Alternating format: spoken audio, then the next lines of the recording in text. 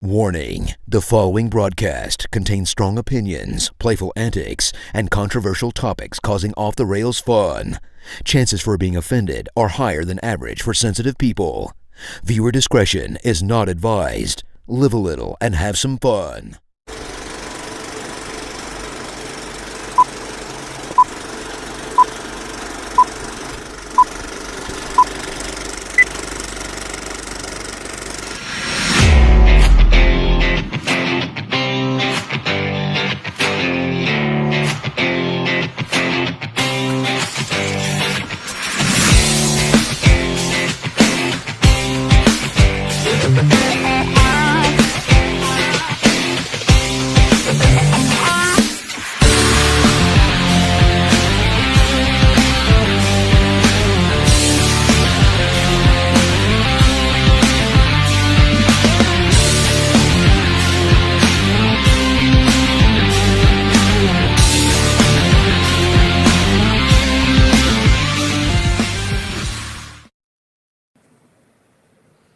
Hello, everybody, and welcome to the Coach's Box.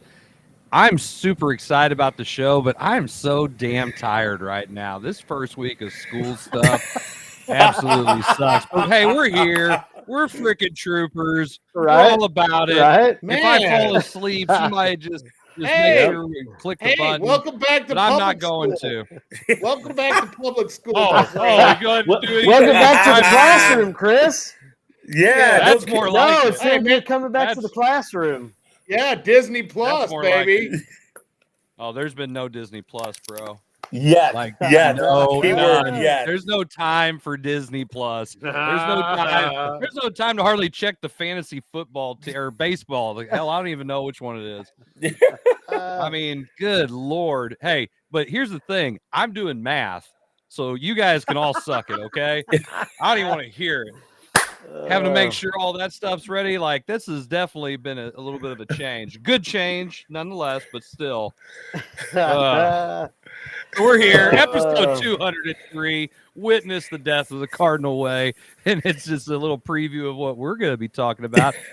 We're joined today by myself, Chris Miller, Jim Powers, Jason Jarvis, and Zach McVey. So, how we doing today, fellas? We enjoying our first week of school. Jason's first day of school. You suck. Yeah, how about that? Heck yeah, we rocked on, man. We rocked. Got out on the football field and celebrated, and it's a great day to be a Black Cat. Hey, I just want to know how professional development was the last couple of days.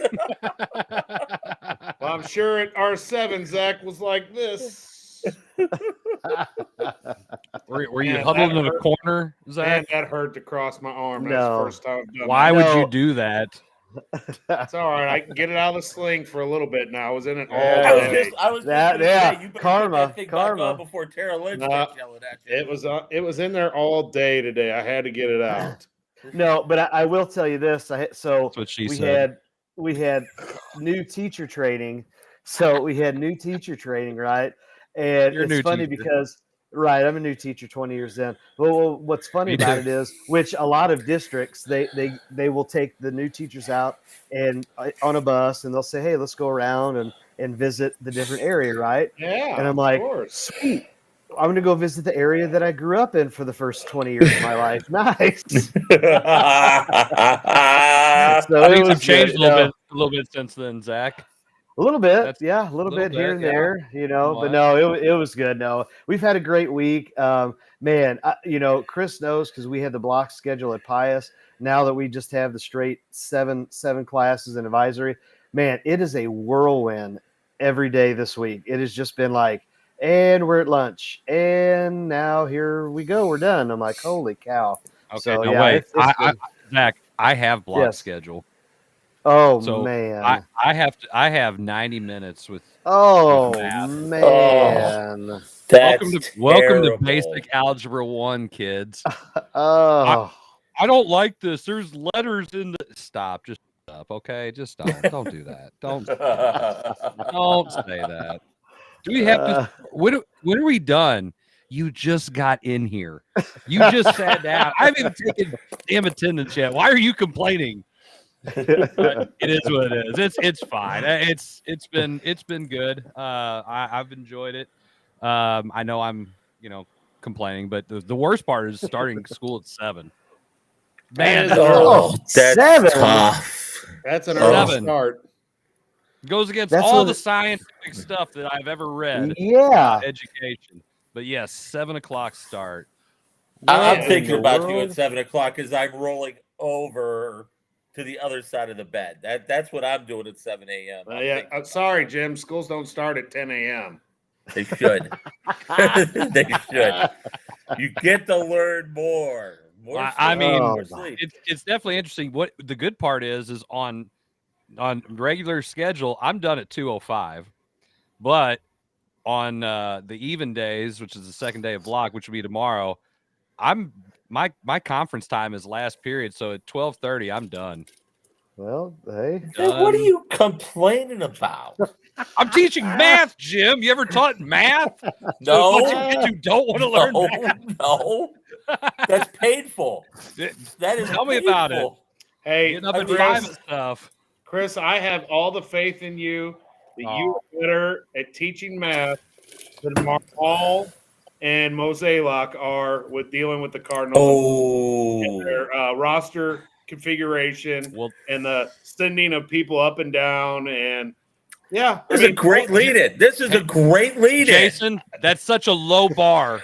I appreciate that. It's such a low bar to roll over top of. Let's lay it on the ground. I knew it'd make you feel well, but I just the only thing I've agreed with that has happened recently with the Cardinals is they win 2 out of 3 with the Brewers, and they finally, after 120 something games, got rid of Crawford from this roster. But how could you? I mean, okay, I still don't think he's going anywhere. Jim keeps saying he's going to be gone. But Walker comes up and, 5 games? 5 games? One and for 11? And he One doesn't for even 11. start all 5 games? What in the world are we doing? And that, once again, you're seeing the power struggle right now going on in that office, in that front office. Oh, you think that him and Marmal are not getting along? Because Mosaic, if you listen to what Mosaic said, he's like, the reason we sent him back down was because he needs to play every day.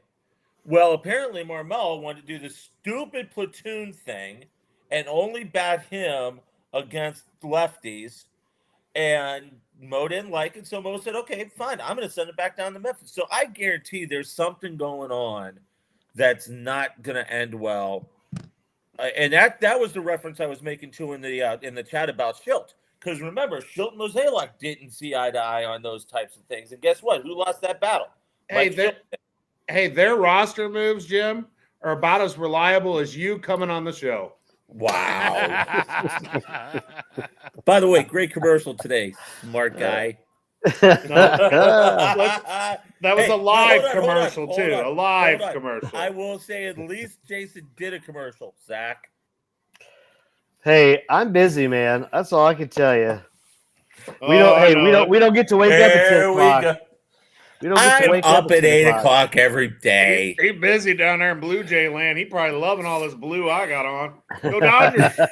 At least I can root for a team that tries to win championships, because we don't do that in St. Louis no more. I'm fired up. You guys got me fired up about the Cardinals. Every time Jim, I know, is a hater of the Cardinals. I'm not. Yeah, I hate. You're a hater. I'm not. Let me rephrase that. I know this has nothing to do with the Cardinals. You're a hater of Mizzou, because every time we bring up Mizzou, you throw the negative out. The very first damn thing you do. The first damn thing you do is throw the negative out. And the Cardinals, you do the same thing. I couldn't believe you said, "Hey, I'm up watching this game last night." I'm like, wow, Jim's actually watching the Cardinals. Yeah, I actually watched the game last night. Me and Andy Baker from Fox 2 sat at the corner of the bar at stands and watched the end of the ball game. Did you notice that big time name drop? Me and so from Fox 2 News. We were rubbing elbows, baby. It's my teammate at the 2 Fox. Teammate. His teammate. which, by the way, starts next Friday night, 10 o'clock. So make sure you tune in. Anyway. That was a good shameless plug. Eventually, we'll have a show together, Jim. And hopefully we'll start next week. Yeah, hopefully he'll show up. Shut up. We haven't even put that together yet, but that's okay. We'll figure it out. Hey, Chris, you need to do a graphic from Jim's attendance for Fox 2 versus Jim's attendance for the coach's box. Oh, well, we know what that could be your math. That could be a math problem for you in class. That's an example. Yeah. Real life scenario. Yeah. That's what we're teaching in algebra today. Yep. I mean, can we call those imaginary numbers? No,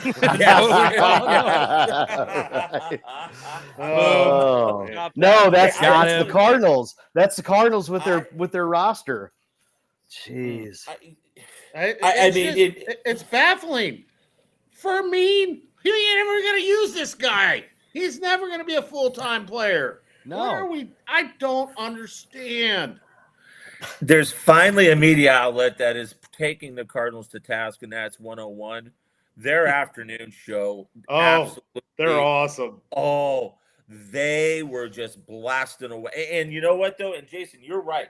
There's teams that want to win.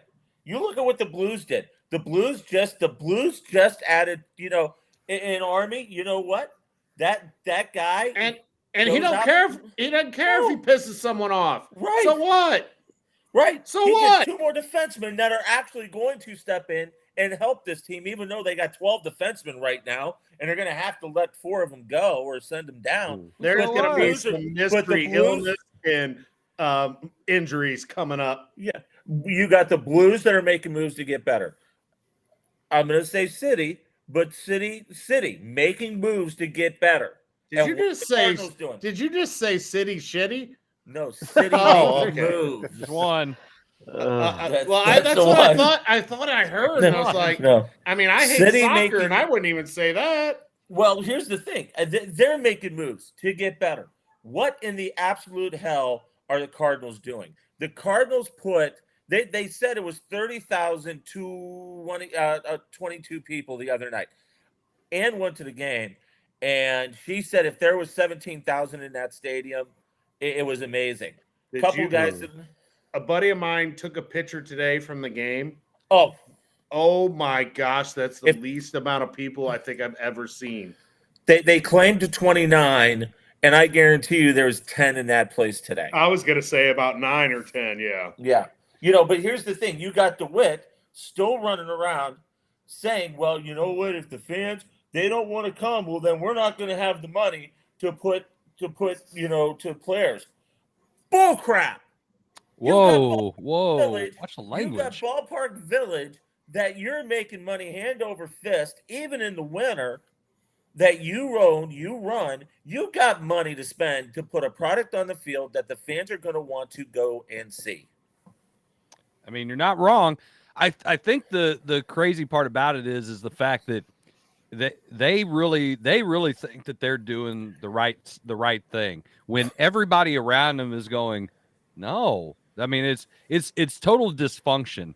I'm glad 101, like the fast lane, they're taking them to task and throwing them under the bus about it. But then the national media isn't any better. Everybody's looking at St. Louis and going, what are you guys doing? This makes no sense.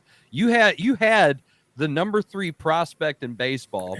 Gorman was a rising star, and you can't get these guys to play better, and you're running your roster the way you are. I mean, okay, I'll say for this, you got a bunch of old guys to eat innings, whatever, fine. If you want to use the excuse they got those starting pitchers, all the geriatric guys that they did, to bridge the gap between Tink Hintz and McGreevy and anybody else, or maybe to see when Palante is ready to go, that's one thing, and that's fine. I didn't have a problem with that because you don't have to pick up options. They had 1-year deals. You can let those guys walk in free agency. The offense has been and has continued to be the biggest problem. Arenado, outside of he's not slugging. Goldschmidt has fallen off. And here's the thing. Everybody around him who's supposed to have been better They're not. They're not better. The approach at the plate is bad. We've already talked about that ad nauseum about taking so many strikes. They're just striking out. They swing at bad pitches. They won't put the ball in play. Just hit the damn ball where somebody isn't. You can't tell me a major league pitcher can't do that, or a major league hitter can't do that. You watch them take batting practice. If you see a fastball, you just hit it there. Boom. Done. All right? And stop trying to do all this other analytical BS. I don't understand what they're doing when talk about the roster construction, but I sure as hell don't understand what they're doing as far as playing these splits. The thing with Walker is an abomination. It's mind-boggling. The fact that you want to take one of the top-rated prospects in baseball and platoon him when other top-rated prospects are coming up and they're playing all the time. It's one thing for San Francisco to platoon the way they do, with a bunch of Berg or something, and just run them out there and let them hit because they hit better against lefties or against righties, but not the number 3 prospect in baseball. It's just stupid. It's stupid. Well, I still say this, and I know Jason doesn't agree with me on this, but I'm telling you, Walker will not be with this organization next year. He will. They're gonna have to deal him. They're not gonna have to deal him, Jim. But he doesn't want to be here. He's already said that. It doesn't matter if he wants to be there or not. When has he been on record saying that he does not want to be with the Cardinals? Where is that? You can pull an article and show me that? I can't pull that up. Because it had been said. You can tell the way he acts, the way he's doing what he doesn't want to be here. Okay, so then Arenado doesn't want to be here. We could go down a list. Well, I don't want Arenado to be here either. Arenado saved his butt with that walk-off last night because he drops the foul ball that he should have caught that got him out of the inning. And by the way, you talk about the offense, Chris. How did the Cardinals even tie the game last night? Thank goodness that Devin Williams couldn't find the gosh darn plate, and they end up walking 2 runs in to tie the ball game. The guy's just coming back from Tommy John or whatever, so he's not even the same. If he was the same pitcher he was, it would have been lights out. Don Meredith singing. He's a St. Louis guy, isn't he? Yeah, he went to Hazelwood West, I think. Oh, hey, there's another one we let go. Yeah. Yeah, that's pretty Fairbank from Webster Groves. Had a chance to get him at the trade deadline. Nope, sorry. I knew Mr. St. Louis would know, he hates on the Cardinals and hates on Mizzou. And I don't hate on Mizzou. Do not. I don't. They are not trading Walker. They will look so much egg in Cardinals' face if they trade Walker. The only way they can trade him. They already have egg on their face now with the way that they're treating him and the way that they are utilizing him. But they're not going to do that. He's too high a prospect. They are not going to ship him out. Telling you, I think he's gone. I don't think he is. I just think that, and the reason why is because he has cost control. The Cardinals are cheap. Yes, and they will run him up and down until he's out of options before they would even remotely consider dealing him. How they put Gorman back down? Come on. Yeah. How many home runs did Gorman hit last year? 27? Something like that? Anybody? Like that. Numbers? No. Anyway, I don't know. So you take your 2 guys that you said were going to be hey, they're going to turn an even bigger corner this year, and they're going to be a huge part of our team. They're both in Memphis right now, and you've got all these. You got freaking Matt Carpenter. You're running out there now. I mean, good God, how freaking stupid is all this? All of it, Chris. All of it has backfired from what they wanted to do. Now, you, Chris, you had said something about the pitching. Okay, I go back and I say on record it was flawed from the get-go because it's fine that you want to bring in old guys with experience, but we're all old. We all know about aches and pains, and we know that when you start running out old guys in the dog days of summer, like you have, what's going to happen? They break down, they wear down, and then they never from the jump got all of the innings that they wanted from them, And so the bullpen was great. The bullpen has been overused. So you have seen this cause-effect relationship with the pitching staff. And then I thought the hitting was going to be much better, but you said it, when two of your top dudes are down in Memphis. Newt has been hurt, and he hasn't done anything. Nope. When is the only bright spot? I can tell you if Donovan's doing anything productive. And then your leaders, Goldie and Arenado, have just, I don't know, feels like they're just out in the sunset. They just want to go. Well, you know what? Goldie should be out in the sunset and sitting his butt should be on the bench, and Burleson or Luke, whatever the heck his name is, Baker needs to be out there. What's Baker doing his first opportunity yesterday? Ding dong. He gone. Why are we? Okay, I get it. We're the Cardinals. We respect our players that have done blah. Okay, Goldie doesn't have it. No more.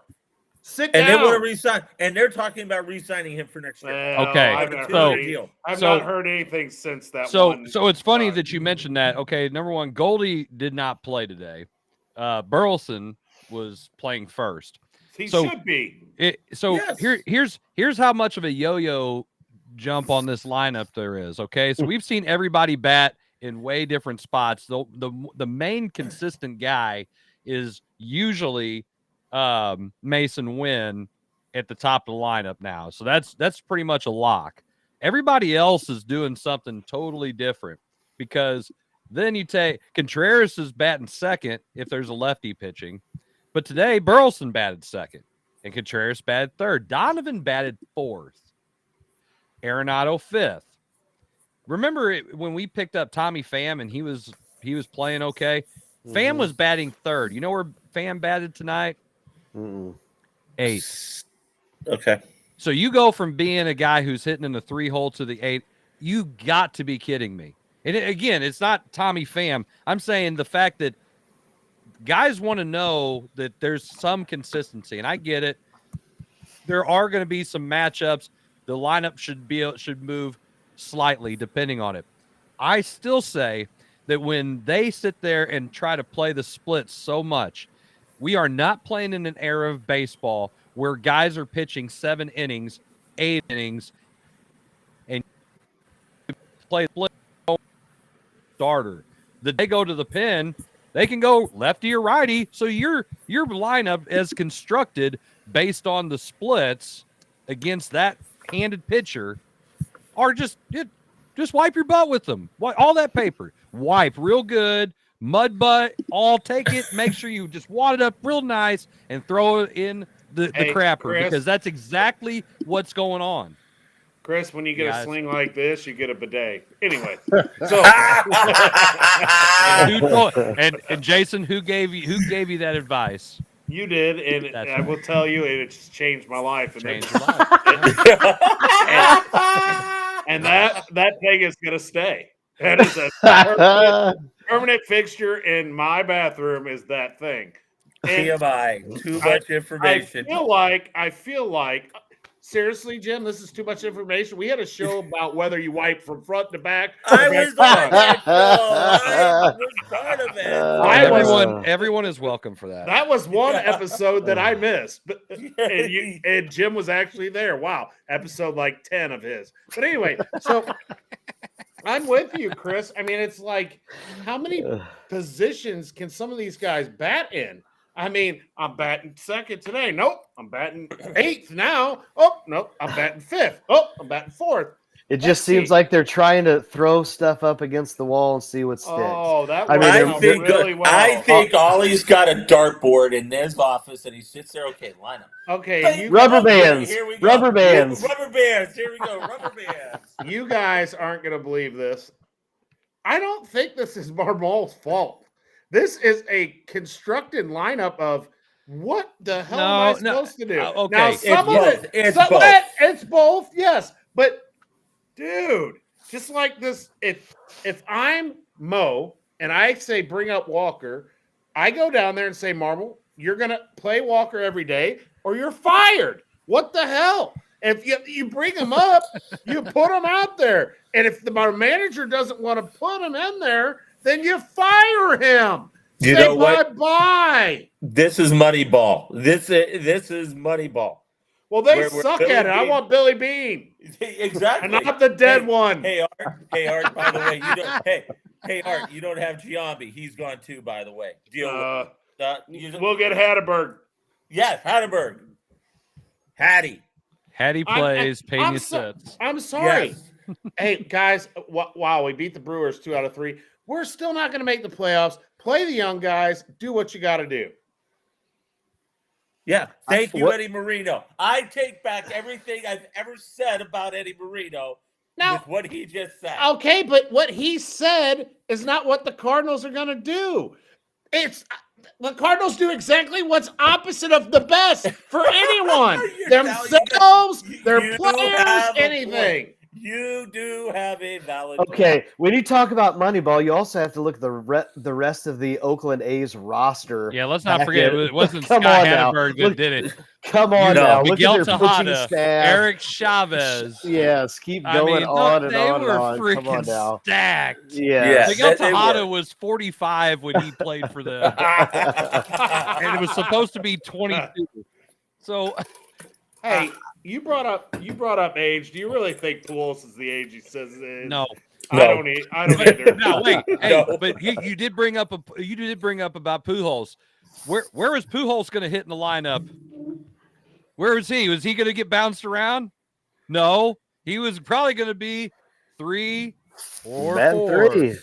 Because he had guys that were hitting behind him. They had guys that were hitting in front of him. You had a constructed roster from Walt Jocketty that says, you know what, I'm going to find good players. And you know what, and then you had great coaching. You had a great pitching coach in Duncan. You had a great manager in LaRussa that they got the best out of their players. Okay.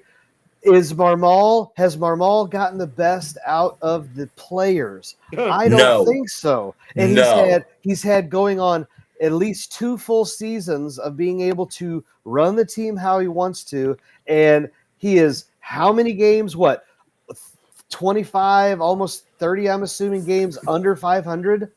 I mean, come on now. Well, they fired Schilt and they fired Matheny for way worse. Yeah, I mean, not as worse as him. Yeah, way less. Yeah, so what are we doing? Yes, Eddie. There's a reason Holiday quit. There's a reason Molina didn't want to be a part of it. There's a reason Pujols didn't want to come back. And they're never going to say anything. You know, they're not going to come out and say what is the true colors of what's going on behind the scenes. But it's apparent. It's obvious to the fans. Remember, this is supposed to be baseball heaven. We have the smartest fans, baseball fans in MLB. We're not dumb. We again, Chris, you said it. We see this stuff happening, and the fact that again, it just seems like all they do is care about their bottom line, which I've said for years. It all goes back to the Pujols deal, and that's they're all worried about their profit margin, and that's it. And so, just like everything else, you got to affect their wallet, and maybe some changes will happen. Wallet. You're talking about that, and I still go back to the fact it's like they believe that they're doing the right thing no matter what. So when they talk to the fans and they talk to the media, they act like everybody is dumb. Like it's like, hey, whatever's happening here, you this isn't what you think it is. It's like these aren't the droids you're looking for. It's like that trick doesn't work right now. No, we're watching this. You can't hide. You can't hide that. It is garbage. It's a dumpster fire. It's dysfunctional. It's not even fun to watch. You guys are watching the game, and I'm like, I don't want to turn it on. I don't want to be disappointed. I don't freaking care. And Dan McLaughlin said this on 101 the other day. The worst thing that can happen to the Cardinals fan base, which is happening, is apathy. Because it's like, I don't care. It's going to kill the generational fan that we were because of our family and everybody around us. We're going to Cardinals game. Do you want to go to a Cardinals game? No. Why? No. They suck. It's too expensive. It's not fun. I don't want to go there. I don't want to get my car. I don't want to get my car broken into. Jim, you're so worried about going downtown and dying. That could happen in South City where you're at. Shut up. Yeah. Hey, by the way, so the Cards have 37 games left. Okay. They would have to go 28-9 in order for 91 wins. Sorry, Kevin, not happening, brother. Not happening. And they get San Diego 4 games next week. Eddie just said it. Mike Schilt is just waiting for this thing to hit on Monday, Tuesday, Wednesday, Thursday. Kind of hope he does. Kind of hope he does, Eddie. I kind of hope he says, you know what? Here we go. Let's stick it to you. You watch. Cardinals will pull something out of their yin yang, get everyone excited, and win that series, and get all these people to jump on it again. But then they'll go on a 10-game streak where they win. That's lose again. 8. That's the worst thing that can happen. And this was a question that someone, I can't remember what I was listening to, who was asked. Hope that the Cardinals lose. When you watch them play or know that they're playing, do you hope that they lose because of the situation that's going on? And it's like, no, but yeah, because they won't learn any other way. They act, I'm telling you, there's something wrong with the fact that you believe wholeheartedly that you're doing it right and everybody else is just, they're wrong. Yeah. Moreno he's spot on tonight. He's on fire. Well, he's right. He's right. Just give him the link and let him get on the show. I mean, he'll show up. Kevin won't. So it's fine. Wow. There's no guarantee that Jim will be here the next couple weeks either. Yes, I will. Yeah, we heard that last week. We're not going to talk about last Thursday. Oh, we don't remember last week. I didn't. Yeah, Jim has no idea what I'm talking about. I had meetings. We'll just leave it at that. Where were the meetings? Two at a time. I had meetings. 2 at a time. By the way, the Cardinals schedule, they go to Minnesota, then they get San Diego, then they go play New York, the Yankees. Aaron Judge may continue to hit multiple home runs per game again that series.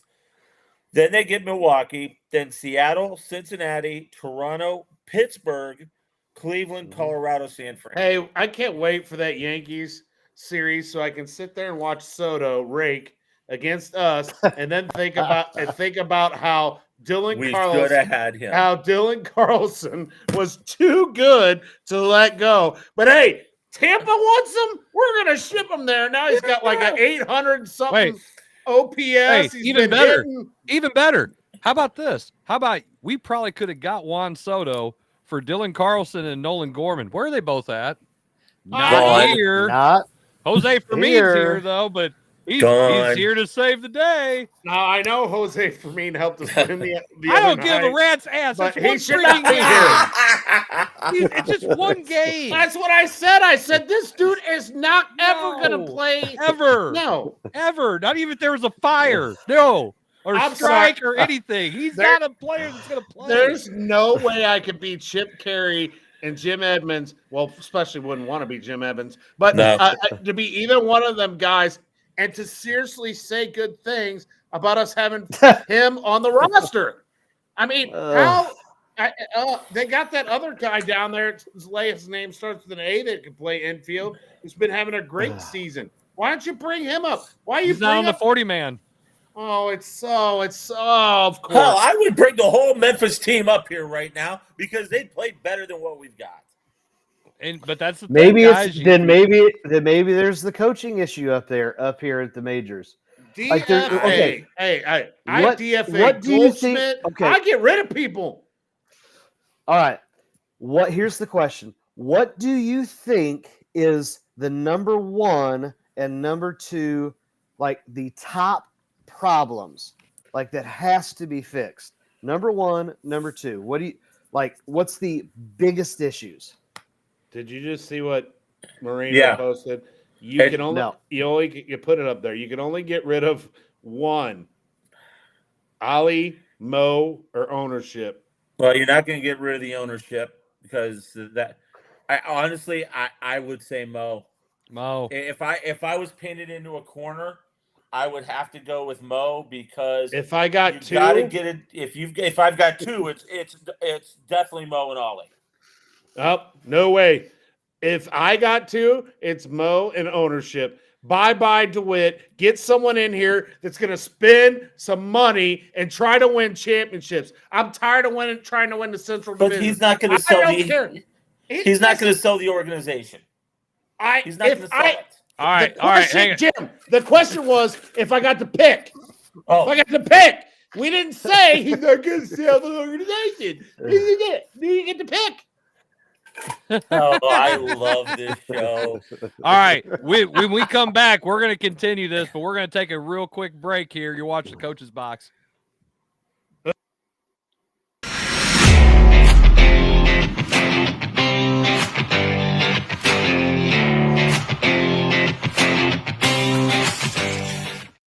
I'm a bee, and I bumbled my way into your car.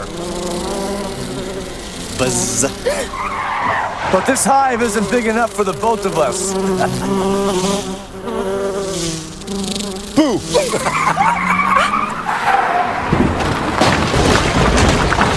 Oh, wow, what a buzzkill. And if you don't have the right auto insurance coverage, paying for this could really sting. So get Allstate, save money, and be protected from mayhem. Like me. Mayhem is everywhere. Are you in good hands?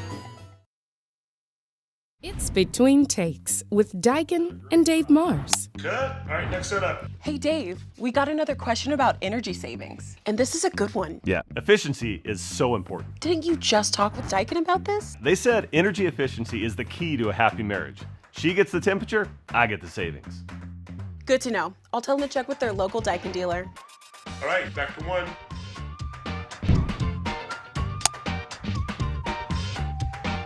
Give Home by SMCI a call today at 636-337-4444 or email them at service@homebysmci.com.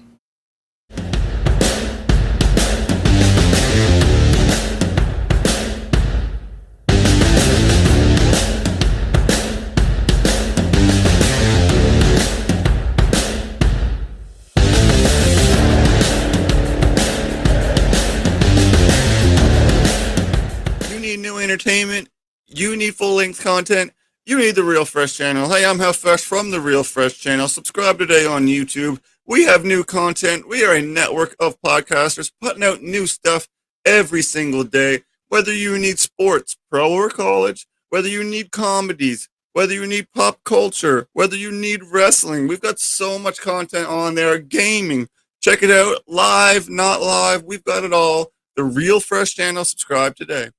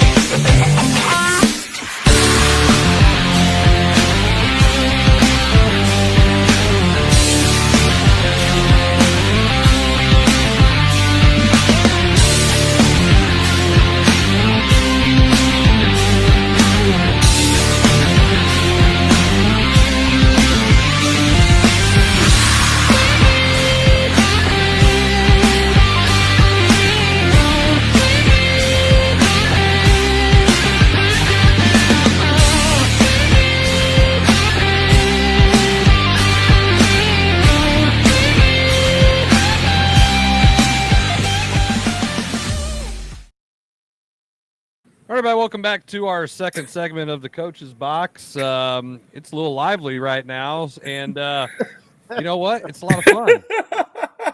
Lots of fun. Jason, you know you're my hero. Oh, my gosh. Go Dodgers. Yes. Go Indians. I'll take the Indians right now. Go ahead. Take anyone. I'll take anyone, Chris. I'll take anyone. I'll take them all. You know what? Hell, I'll take the Pirates right now. Shoot, I'll take anything. I'll take the Reds. At least they got a couple of players that are real good, and the Pirates at least got one pitcher you want to see every 5 days. Well, that's the thing. Okay, so you've got all these teams that are even terrible. They've got players that you want to pay money to go see. We have one. Who? Mason? Mason Wynn. Yeah. He's fun to watch. I think he is fun to watch. I know he's not the same as the Pittsburgh pitcher. He's not the same as some other teams have. He's not Ellie De La Cruz. No, he's not Shohei Ohtani. He's not. No. But he's what all we got. That's it. That's it. And he's a rookie. He's making rookie money. And I will say when Helsley is like he was the other night, I don't know what he did today, but what he did yesterday, holy crap, dude. That's the guy that I'm like, he's fun to watch. But do you think, and I'm going to ask this, do you think that Oli overused him early in the season? Because he's really, all right, since the All-Star break, he's kind of gone downhill a little bit. Guys, we got a special guest here. There he is.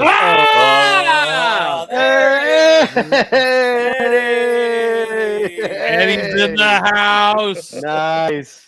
What's going on, man? Nice. You know what, dude? I'm just sitting here trying to mind my own business, getting ready for a baseball party. No, you're not. No, you're not.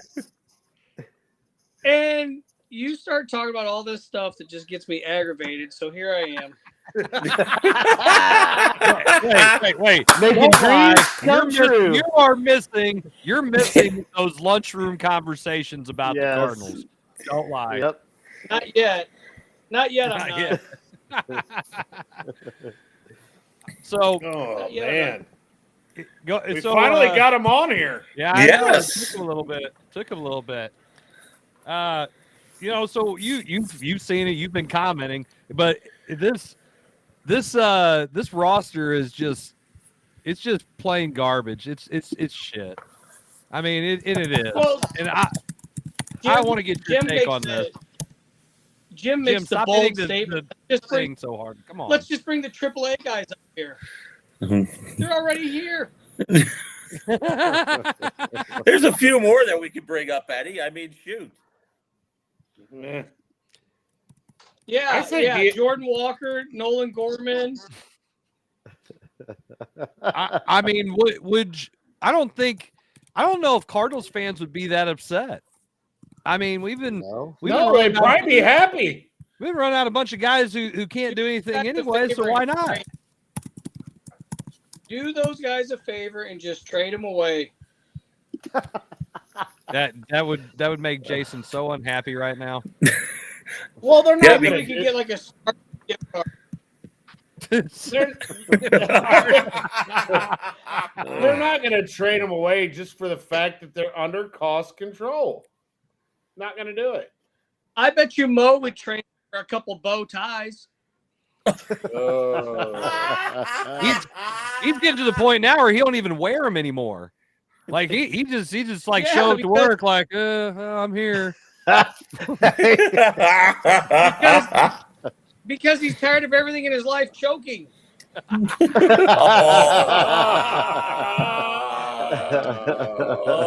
Oh my! It's pretty bad though. I mean, I can't turn on 101 ESPN and they are just constantly dogging. It doesn't matter what show you're watching or you listen to.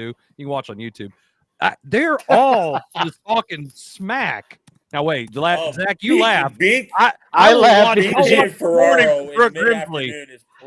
Brooke Grimsley in the morning is worth the watch on YouTube. Thank you very much. But all the shows. I think they got plenty of other people they can bring up. Bring up the Thomas Sag, whatever the heck, and his name is JC. We already got Victor Thomas Sack. Heck, bring up Jimmy Crooks. I don't care. Bring up Chase Davis. As far as I'm concerned, we suck. You could bring up JJ Weatherholt, who we just drafted. He could probably hit as good as some of these guys. Yep. You could bring in Tink Hintz, who can throw a home run just as good as everyone else. And then if you really want to get interesting, just bring up Juan Ben Cho, who everybody's really high on. Mm-hmm. Well, who was the pitcher that came in and pitched the 7 innings? And he has DeGreevy. Why has he not come back up and pitch? I don't understand. Because he was successful, dummy. My bad. You can't put him out there That might hurt someone's feelings. Yeah. Too good. Yeah, he's gonna hurt all He's the making everybody else look bad. He's making everybody else look bad. It's like, bro, you can't do that. You can't. We don't do that here. Well, I just don't understand it. He pitches 7 innings, does a great job, and we just send him back, and that's it. Thanks for doing that. Hey. Now going back. And we're talking about putting Max back out there. Who? In high school, we call it a try hard. Try hard. Oh man. And that's how crazy is that? You get your opportunity to come and pitch in the big leagues, and you do it. You ride the bus, you get here, whatever, and it's like, hey, come on, meet me in the office. Hey, listen, that was a great job. Here's your bus ticket. Head on back. Yeah. You got a game tomorrow. You got a 1 o'clock game tomorrow. You need to make sure that you hurry up and get home. 7 innings pitched in his MLB debut. I bought the card off of Tops Now. Yet here we are. He's gone. Such a fun team to watch. No, I need to bring my baseball cards to you. My favorite American League team is the Seattle Mariners. You know what they did today? They showed they their fired opponents to fire their manager. They're doing a terrible job. And the hitting coach. Because they lost 8-9. Is that what they justified it as? They just said that I don't know. It wasn't like Schilt with a difference of opinions because of sabermetrics. Did he lose the locker room? Because he's doing so bad in San Diego. Yeah. Well, you look at it and you say, like, we've all said it, how crazy it is, the fact that Ollie's kept his job, and well, things would be different. I'm telling you, you asked the question, who one's got to go? I would say Mo's got to be the one to go, because then whoever comes in is going to say, well, Ollie, I'm going to get my guy. And there's a good chance that would happen. So I would definitely take Mozeliak being gone. The whole marriage to the sabermetrics thing is just unbelievable. I don't understand it. Jim, can you get a louder cup, please? All I know is between 90 Mo, degrees this weekend. I'm hydrating. Yes. Listen, it's got air conditioning. Mo, this isn't a third world country.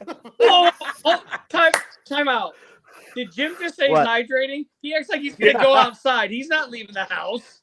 No, every day to the pool. Listen, all I know is that between Mo and the GM from the New York Giants on watching Hard Knocks in the offseason, I'm pretty sure when they talk about armchair quarterbacks, I'm pretty sure anybody on this show, anybody listening, anybody anywhere can be a GM of a professional sports teams, because between the Cardinals and watching their New York's quarterback just absolutely be awful. Like, what are you thinking? I mean, running a team cannot be that difficult.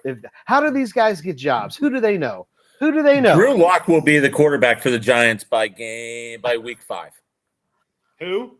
Drew Lock. He's the backup. I think he will before that. I'm saying by week 5, Drew Lock will probably be the starting quarterback for the Giants because Jones sucks. Jones is terrible. And they didn't even talk about drafting a quarterback, really. I mean, hold on. What about this though? And if you're Atlanta, you've got probably one of the worst coaches in the NFL. They played Michael Penix Jr. a quarter in the first preseason game, and they're shutting him down. They're shutting him down. He's not playing in the preseason game on Saturday. Well, that's because their GM is Mozeliak's brother. The coach comes out and says, we've seen enough of Penix in game action. We've seen him in practice. We know what we're getting. Dude, what in the absolute hell are you thinking? The question was asked. Is that a situation where they're looking at like he might be the dude? Or is like Kirk? I mean, because it's supposed to be Kirk Cousins is a little. Kirk Cousins is a little hurt. I mean, you're coming off of a ripped Achilles. Guess what? He takes one wrong step, that Achilles goes away again. Well, why did they pay him all that? Why do you pay him all that money and then draft a quarterback? It makes not no guaranteed, sense. Jason. NFL contract's not guaranteed. That's why Daniel Jones got a big deal. That's why Jordan Love got one. You can eat that money and be done with it. It's not like baseball. I understand that, but why would you even waste all the time and energy in that? Yeah, it's a gamble. It's a gamble. You're rolling the dice. That's all they do. Hey, because if you strike gold with a Brock Purdy who's Mr. Irrelevant, hey, there you go. Now you got a guy that you can ride, and he's cheap. And if not, you got to pay. All right, cool. We'll just roll another dude in here. And that's the thing about the NFL. It doesn't matter how much money you make. If you suck, they're not playing you. They're just not. Like, oh, Goldschmidt, you're not hitting, but we're paying you, so you got to go out there. Here, take your bat. He doesn't have to go out there. We don't. Oh, he does. He does because that's just the way it is. No, it isn't. But you know what? Hey, in football, you don't. Nope, you suck. Go sit on the bench. Here, hold the clipboard. Come sit over here. No, you sit over hold on. In other sideline. No, you suck. You're going to the practice squad. In other organizations, you're gone. In other organizations, someone like Goldie would be on the bench. Yeah. DFA. Could you imagine? I said it. DFA is but what the Cardinals team therapist office looks like with the revolving door right now.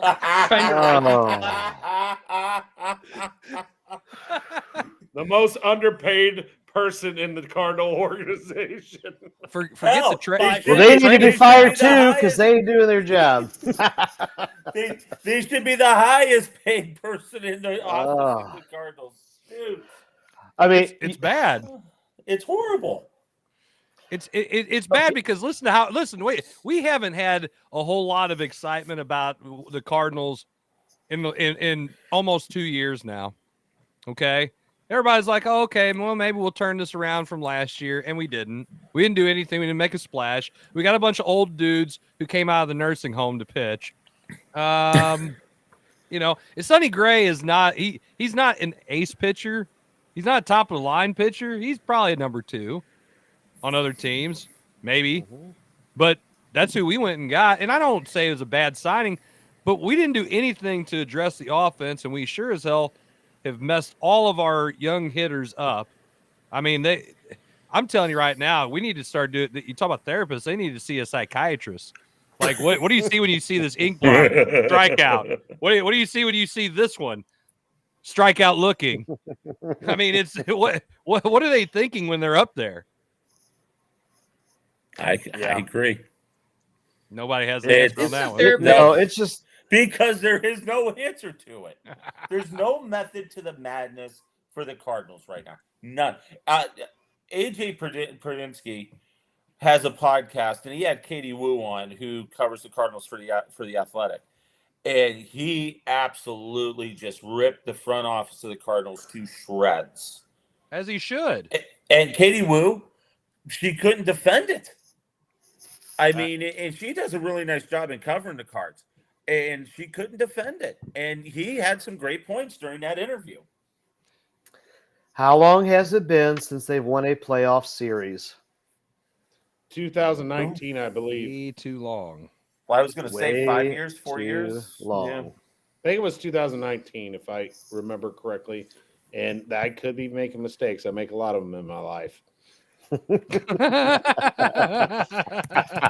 We were talking about that earlier. You are right. Hey, but I make some that are pretty stellar, Jim. I'll just walk upstairs and go look at my wife. I know. Jim, can you type any freaking louder? Dude, Lord. Everything he's doing tonight is typing. I can't believe I haven't heard his TV yet. Before we came on. Well, no, I turned it. It's on mute because I got soccer on. I'm watching the St. Louis University. Ain't nothing happening anyway. Yeah, that word sucks. Don't use it on here. I know, my God. Okay, so we were talking about football and quarterbacks. Go ahead. What? Go ahead. What? Well, I was going to say, what about Aaron Rodgers? What about Aaron Rodgers?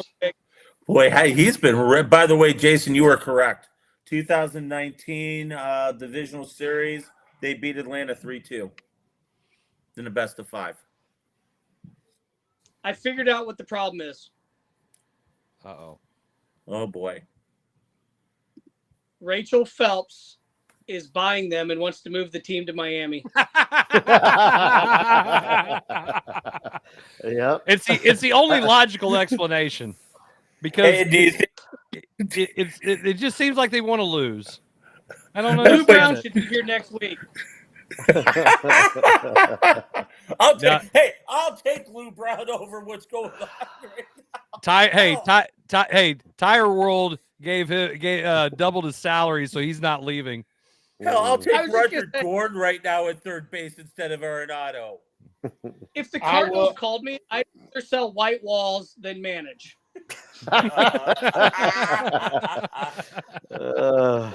It is that bad. Again, I can't stress this enough. The apathy that has set in on the fan bases, it's not good. It's not good at all. It was awesome listening to 101 talk about it. I was like, they're right. Everything they said was right.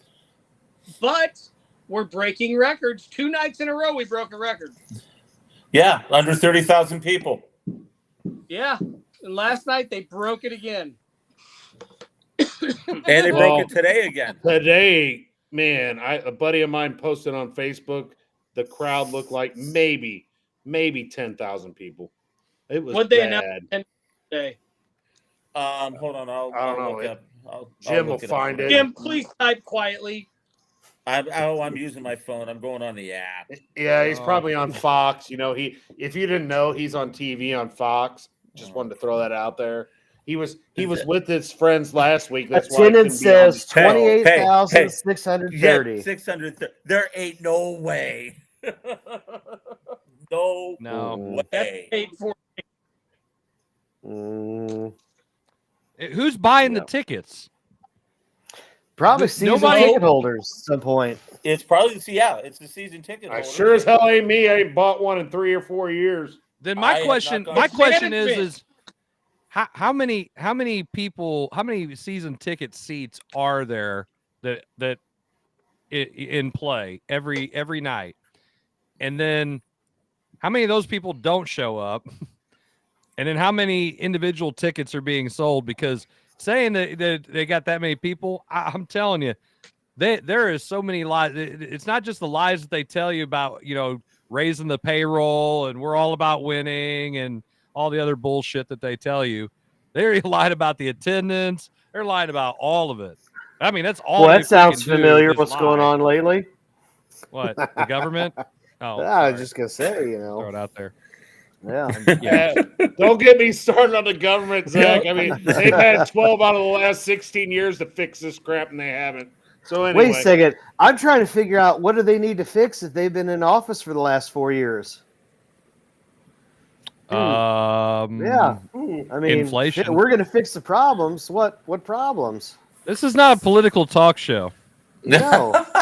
We're not talking politics here. Not at all. Not at all. No matter how crazy liberals are, we're not talking about it. Okay. No, Dan Pollock says if you want some good Cardinals baseball, come down and watch the playoffs in Springfield. The baby birds are looking good. They'll screw them up. Hey, Dan, they'll screw them up before they get here. No, they'll screw them up when they get there. That's why I'm now a Dodgers fan.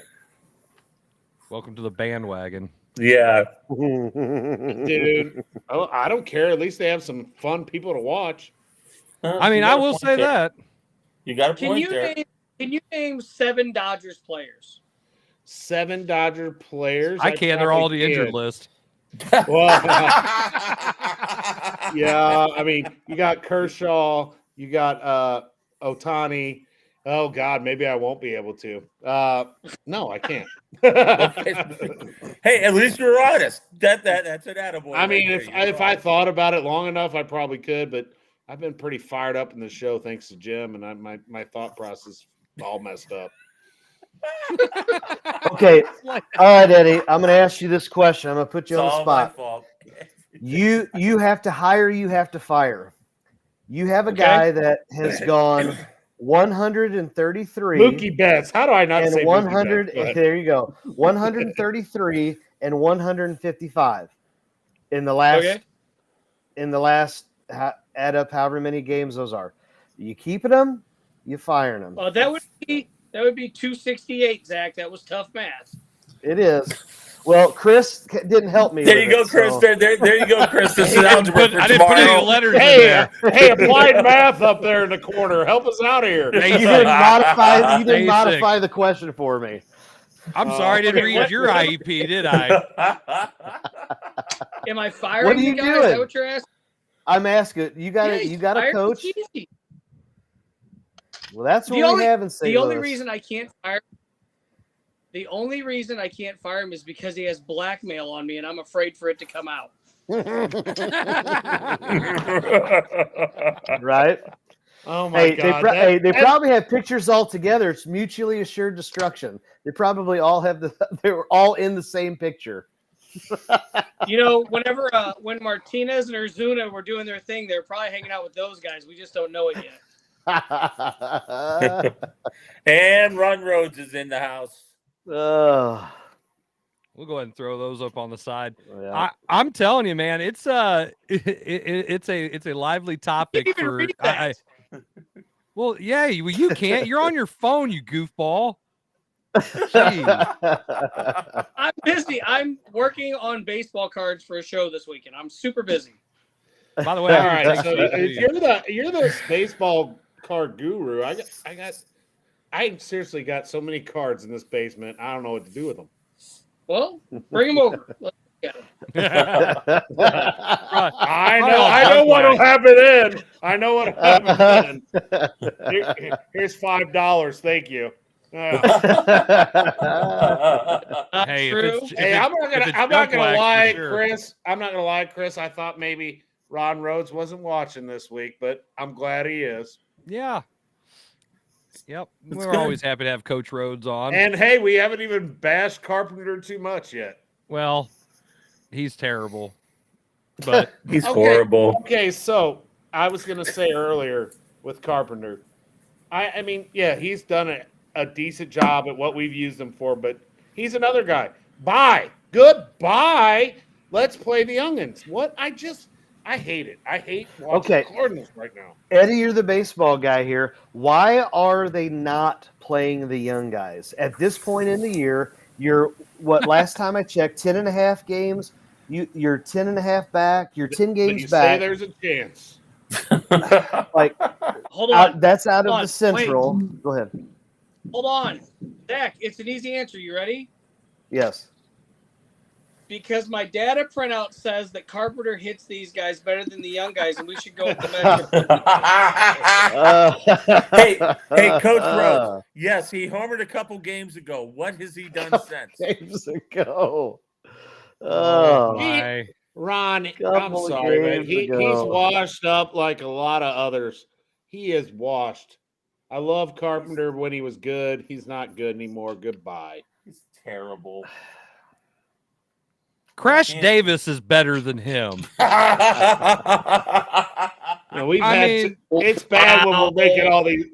We make all the references to that movie and compare it to the Cardinals. It's bad. It's bad. By the way, Coach Rhodes, I know you're watching. You made a bet that Carpenter would hit 15 home runs this season. He did. And I said, you can count preseason. You can count all the spring training games and those games in the regular season. He will not hit 15.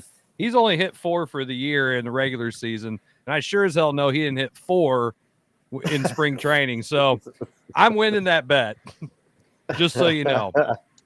So he's got a long way to go with those home runs, and he ain't going to play as much moving forward. Hell, he might have another injury. So that'd be great, because then that way we can actually bring up somebody else. Won't be Walker. Won't be Gorman. Hey, would this sound good to have in your pitching staff? 1-0, a 1.29 GPA. GPA. Sorry, dude. First day of school. Day one. Yeah. Public school education. It was the PD. It was the PD. ERA, 7 innings pitched, 3 strikeouts, a 192 average, and 0.86 whip. I mean, why isn't that guy not pitching? the math doesn't work. Nothing works with these people.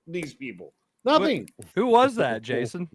That was the guy. That was whatever. McVey. Yeah, that guy. That guy.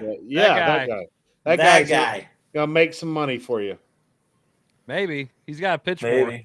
When we trade him. Wait, he's not a hitter. Oh, I'm sorry. When Chase Davis gets traded to the Tampa Bay Devil Rays or whatever they are now, they've been wearing those Devil Ray jerseys a little bit more. I know they have, but they're also not winning like they were. So maybe they should go back to just being the Rays. Well, we're going to take a quick break. We come back. I don't know what we'll talk about. Hell, we still might be talking about the Cardinals. You're watching the Coach's Box. I can beat them in.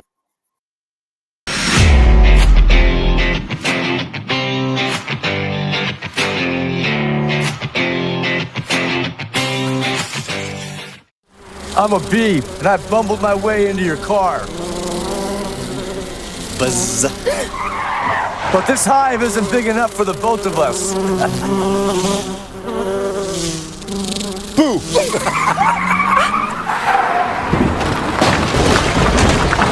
Oh, wow, what a buzzkill.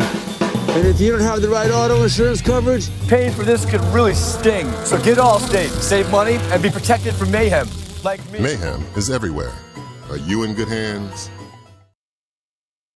It's Between Takes with Daikin and Dave Mars. Cut. All right, next set up. Hey, Dave, we got another question about energy savings. And this is a good one. Yeah, efficiency is so important. Didn't you just talk with Daikin about this? They said energy efficiency is the key to a happy marriage. She gets the temperature, I get the savings.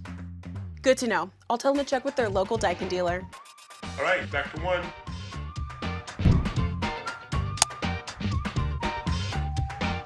Give Home by SMCI a call today at 636-337-4444 or email them at service@homebysmci.com.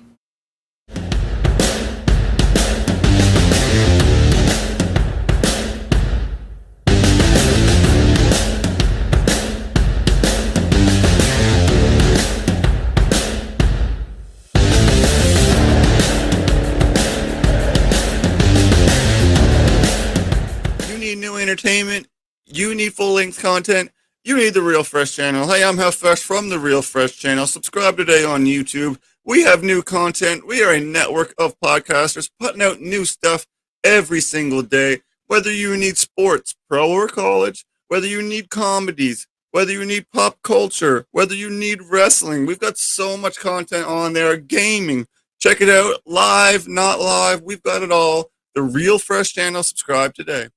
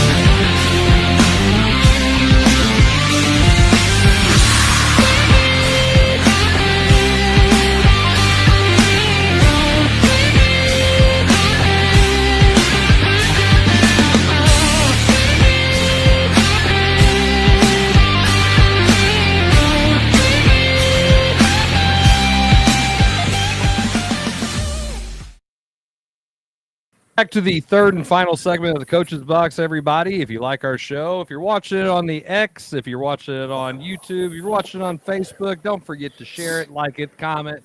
And it's all brought to you for the very, very, very low price of $0. Free! Marino, what the hell is that?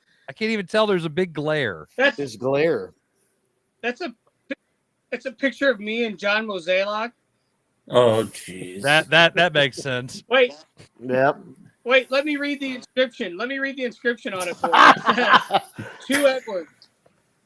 This is Edward. To Edward, the best Cardinals fantasy camp catcher I never signed. Nice. Right there. Nice. I think he was drunk when he did that, but that's okay. I thought it said, "Hey, dear Eddie, thanks for the advice. Thanks for the advice. I will use it in the future. All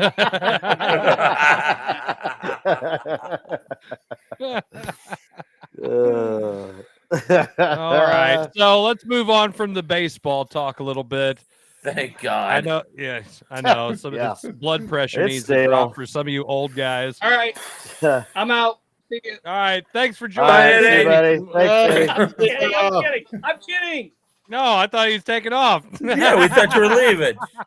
No, I was just kidding because you said we were going to talk about baseball anymore. All right, so Jason, what?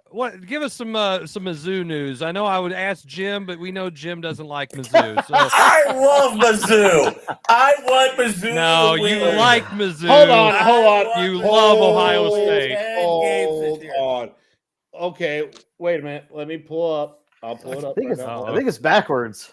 I think he's bringing the receipts. He is bringing receipts. Probably. Bringing receipts He's going on back there. to the group text. Yeah. Yes, I Jason, am. now what happens in the group text isn't supposed to be Yeah, shared. yeah. That's true. Hey, you gotta be on a higher percentage of shows for your stuff not to be shared. Like me, you, Zach, Zach, Yeah. we're good. Kevin, not so much, and Jim. We're not talking about Channel 2 here, big time. So he had to message about drink. I mean, best thing that's happened to Mizzou in a while, but he's going to complain about him because he's an Ohio State fan, and if I remember correctly, that MIZZOU beat Ohio State, but it's okay. It's okay. I digress. But Thank God. He thinks it's a bad look that Drink on social media spoke out that It wasn't social media. It was a press conference. It was his weekly. Okay, it was on the X, so it was on social media. And that's where I saw it, Jim. All I'm saying it's a bad optic. Shut up and let me finish. So I'm glad it's not me. I'm glad it's not me. oh, look at him. He left. What a sorry sack. If you know, you know why I said that. Now, if you know, you know. If you know, you know. Drake complaining about next week's games not being sold out. That's just a bad look. No, it's not a bad look. You want to be this SEC program that's in the top 5, the top 10, the top 11, whatever the heck we are. Oh, we won't make the championship thing this year because playoffs because Jim says we won't. But 10-2. Shut up. Who was right last year? Who was right about Mizzou? 10-2. Who was right? You know what? Kevin's staying on 91 wins for the Cards. I'm staying 10-2 for Mizzou. Yes, and you're a hater. You are a hater. No, I'm Shut not. up. Drink. Well, but you can't come out bitching about it. That is what you said right here. You're in the right. text. You're right. There's a better Yes, way he can. to do Why would There's you a not? better way to Oh do my it. God, Jim. There's a This better way ain't to Fox say 2. it. Drink doesn't care. Drink is the head coach at Mizzou. He wants to fill that stadium. He wants to look like we are big time SEC. Let's do it. I know some Better way. There's better words. I know better some ways he son will could have be at said. that game. He'll be at that game, and he don't have class on Friday, so he's gonna have a good time. Go Dylan, and go Tigers. And I'm jealous the life he's living. The life he's living right now at Mizzou. Who, Dude. Dylan? Yes, I mean Mizzou's football is at all-time high. You got Drink, and he's, his name says it all. And then. I think the basketball team at Mizzou is going to be good this year. I think they will be. All right. I'm gonna read Drinkwitz quote. Go ahead, read it. Since you, our challenge is Doug, we need to, Doug, take it easy when they beat Michigan. Hey, can you let him talk?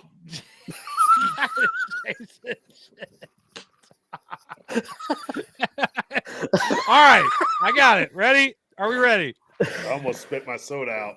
Our challenge is we need to sell out this first game. We're a top 11 program in the country coming off of a Cotton Bowl win over Ohio State. And in my opinion, if we don't sell out the first game, then that shows me that we're not where we want to be as a fan base yet. Okay, that's just the reality of it. I'm telling you, I like it. Call them out. Thank you. I said the same thing. We should. Okay. Jim, Okay. We'll agree to disagree. Shut up. I know why it's a bad look. He brought up the great Ohio State. Oh, God, you're such a wuss. Why did you just leave? Will you quit leaving? I'm not leaving. I'm not leaving. Okay, so because he brought up, he said Ohio State. That's why you're mad. No. All right, so we will agree to disagree on this. I think it could have been said better. That's all. I like him stirring the fan base though, because exactly what I said to Jim. Yes. Here's the thing. If you want to be on that level, then they need to be trying to fill Faurot Field like they fill down in Tennessee, like they do in Alabama, like they do in all the other SEC schools when they play. That is the case. If you want to be, otherwise, you're not on that level. You're not. Otherwise, drinks gonna go somewhere else. That's what. Otherwise, let's be real about it. I mean, okay, let me ask Jim this. Jim, do you think part of the reason, in your opinion, why you think it's negative is, does it put a potential target on Drink's back to where he has to perform? When you say those things and you come out and you're talking to the fan base, then what happens is then you better show out, because if you're gonna maybe in a context that you don't like, then you better back up what your statements are. Right. No, and that's the thing. If they don't go 10-2, 11-1, 12-0, okay, and they've got a schedule that they're going, and I hope they do. I hope a hell of a year. I really do. You are such a liar. I would love to see Mizzou beat Alabama. I would love to see that. I would love to see them beat Oklahoma. Okay? Do I think that they are on that level right now? They're close. They're damn close. Okay? That's why I'm saying realistically 10-2. I know, but there's some people out there that are saying 9-3. They're even going as far as saying 8-4. And that's some of the national guys that are throwing that out there. If this team goes 9-3, 7-4 with this schedule, Drink's in trouble. Drink is in a lot of trouble, because this team has every capability of winning 10, 11, 12 games and making the SEC championship game and making the CFP. And I hope they do. I really honestly do. But the way he worded it, if you're going to call the fans out for not coming on a Thursday night game, do you think that Alabama and Georgia and Tennessee and Florida and they Florida don't play State, Thursday night's game? But if they did, it will be packed. Right. So that's an excuse. But like I said, it's Murray State. They're going to beat them by 70. Okay. Oh, no, they won't. Do you think we almost lost to Middle Tennessee, dude? Well, go ahead. Murray State was voted the bottom team in the Missouri Valley Football Conference. Murray State is the worst team in that league. They will beat them by 70. It will be 50-0 at half. Hey, Ron Rhodes, yes, I would be happy if the Tigers were 12-0 and didn't win a game by more than 6 points. Yes. Yes. I think winning. Win is winning. I don't care if it's 1 or 100. I won. If they can win at Texas A&M and they go into that Bama game undefeated, they're going to be in the top 5 most likely, and that's where that whole season's going to ride right there. I think they can go into there. I think their toughest game leading into that is going to be down at Kyle Field. A lot of people are saying, though, Boston College may be a little bit of a trick game. I will be at that game.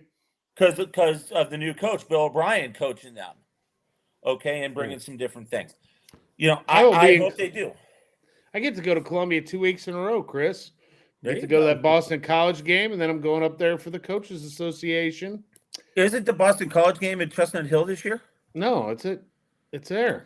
It's at home. Is it? Okay. I think I might be wrong. Yeah, I thought for some reason I thought it was at Chestnut Hill this year.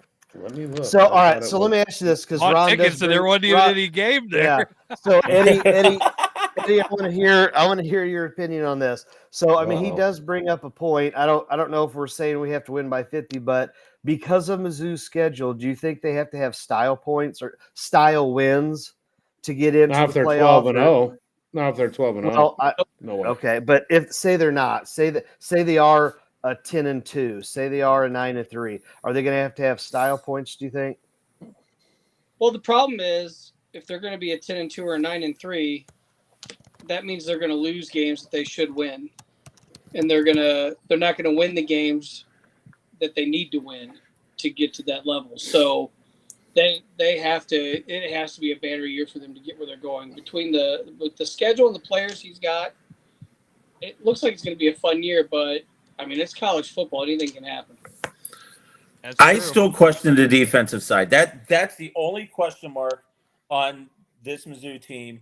Is you lose the 2 DNs, you lose the back end of your defense in the secondary. That's my biggest question with them, against Alabama, Oklahoma, and possibly A&M. I think losing the coach hurts probably the most. You know what I mean? Like, yeah, at least coordinator. you can replace the players, but that scheme, I mean, you're starting out basically from scratch, I guess, with the coordinator. Right. So and you know what, your brother Jason, he's got a great point. If Cook gets hurt, they're done. They're toast. They're toast. Their backup is done. The one was, so yeah, they're done. Brady Cook's got to play on the same level that he did last year, if not maybe one step better than last year. I hope he's at least one. Well, here's the problem, though. He doesn't have Cody Schrader behind him to bail him out on certain things. I agree. I think Burden has to have a Heisman-like season. So do I. Burden's got to score 15 touchdowns and be around 1,600 yards receiving. No. He has to have 1,600 yards receiving, and he's got to have 18 touchdowns. I mean, in order for them to be in that stratosphere in college football, everybody has to be healthy and everybody has to play out of their minds. Yep. I'm not saying they can't do it either, but I'm saying that they have to have that kind of production stat wise. Everybody has to be healthy, and everything has to just go the way it has to. I mean, it has to go. Well, I mean, I think the running back situation, we'll see if Appalachian State transfer Nate Knoll and Georgia State newcomer Marcus Carroll. That guy, the Georgia State guy, Marcus Carroll, was pretty freaking awesome. Yeah. So if those two can provide them with some running game, I think they'll be all right. But we'll I mean, that's something we'll have to see. I think they will. They've got a lot of returning back, coming back on the O-line, a lot of O-line. Yeah, their O-line's pretty solid. Right. Like I said, offensively, I think they can put points up. My only concern with them is defensively. I think they're the 4th ranked offense in the SEC right now or something. I think so. Yeah, I think so. But not so. And I'll say this. I mean, Ohio State, and I'm just going to – that Oregon game at Austin, week 4, that game scares the bejesus out of me because it could very well be 2 and 3 matching up in the first 4 in week 4 of the regular season. I'll be honest, and that could be the best. That could be the best early game of the year. I think the Pac-12 Big Ten infusion's going to be kind of interesting to see how it plays out, especially with the travel. In all seriousness, Ohio State, outside of playing Michigan, has had a very easy schedule in the conference. Well, their division before they went to no division. Their division would take Michigan out. Yes. Their division was the easiest. Yes. Other than Penn State, but Penn State hasn't proved that they can beat either Michigan or Ohio State. So having these new teams coming in, I'm really kind of curious to see how that's going to change that.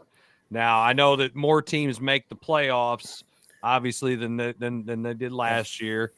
That's going to be different. But I'm talking about as far as how things fall from the top down. I think Ohio State can get tripped up. Oh, you know what? If Will Howard comes in and doesn't play well, they're going to be in trouble. They need him to come in and set the tone early, because once again, you're playing Oregon, and they're going to be number 3 most likely, because Oregon's not going to lose their first 3. Ohio State should not lose their first 3. And, you've got Michigan at the end of the season that, could once again, and I hate to say it, if they lose to Michigan this year, Ryan Day's probably gone. Ryan Day will get fired. He's fired before he gets off the field. I will agree with that. He's fired. No, it's not even that. He might even have the headset off yet. They might actually come across there and say, "Hey, hang on, real quick, you're fired." I don't think so. Get your shit and get out of here. You're gone. I don't think so. If they only have one loss, they get through Penn State. They get through Penn State. They get through. They fired Oregon. John Cooper because they'll still be in the play. They'll still be in the playoff. If he loses to Michigan, yes, it does. Because matter. No, it doesn't. No, you don't understand. I'll put money on it. I'll put money on it. If that's the only game they lose and they still get in the playoffs, he won't get fired at Michigan. If he loses in the playoff, then he will get fired. But if he loses to Michigan and wins the Natty, I know. That's what I'm saying. If he would, correct. What I'm saying is if Michigan is the only game that they lose and they get in the playoffs, he's not fired. But if he loses in the playoff, then I think he's gone. Okay. Okay. Hang on. Timeout.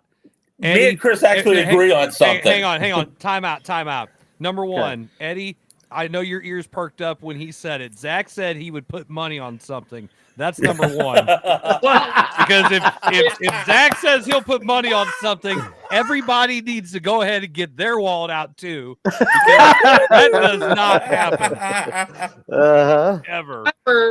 Does Zach have Mandy's approval to put money on Zach, go get Mandy's Venmo card, so that way you can make your bet. Right. Hey, Doug, I've got you, brother. We're on. Okay. So here's the thing, Zach. Yes. They would fire him for losing to Michigan after that game. They could still win the national championship and he would still be fired. They would do that because he cannot lose that many times to Michigan. I'm just telling you, it is old school bitter hatred between those two teams, and especially with all the stuff that's been going on. If Day loses to that, he's gone. It's not like I said, he's gone. They fired John Cooper because John Cooper lost to Michigan 4 straight years. How many years has it been? This will be 4. This will be 4. They've lost the last 3. They've lost the last 3. Yep. Right. And I'll tell you, the reason he didn't get bounced is because half of his team left for the transfer portal. Either way, I'm not getting into that discussion again, because then my blood pressure will go off the charts. Well, we can't have that happen. No. Where's Jarvis, by the way? I don't know. I don't know. Who knows? Well, hey, wait. Go ahead. Is that Doug Schaefer commenting over there? Yep. It is. I mean, hold on. Did Doug Schaefer challenge me to a golf match and now is going out of town because he's seen me play? That Doug Schaefer? I'm just curious.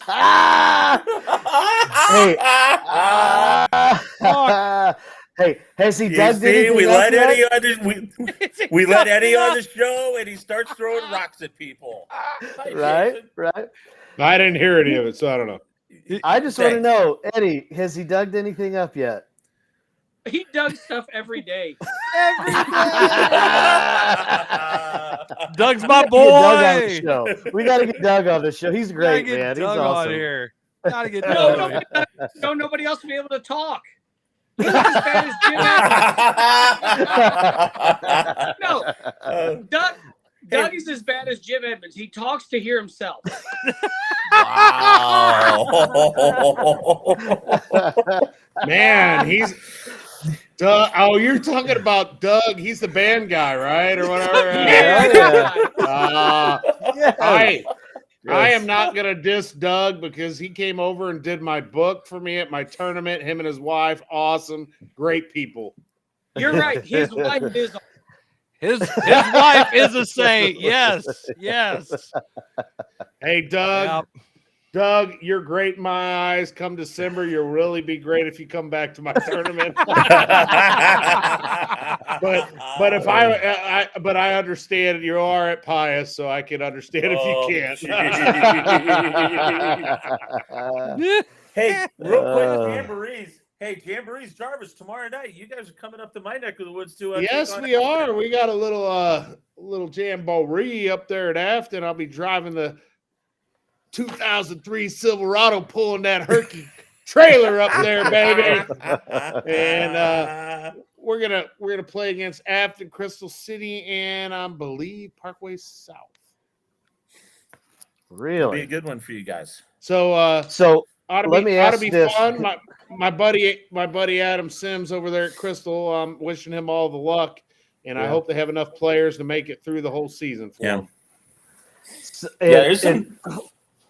Let me ask you guys' opinion, and Eddie, I'll start with you just because you. Okay, Jarvis, did you have jamborees when you played? I don't think they had those. No, we had a soap game. We had leather helmets. Right. Leather helmets. Right. So we had jamborees. All I know is I had to beat Hillsboro twice. Once in the regular season, once in district play to make the playoffs. You know, all right. That's what we did. That's what Festus did back then. Not anymore. Not anymore. So we had jamborees. We had jamborees, and it was special because you had all of the local schools playing together against each other. Okay, I don't know whose phone that was, but anyway, up there jamming out. So, why do you guys like that when it's everybody? Because it was Festus, it was Pius, it was Crystal, it was Herky, and it was something special. Okay, why? No, why not? Because I got to play. Zach, I don't know if you heard. Zach, I don't know if you heard or not, but you're right. all the local county schools can't exactly get together right now.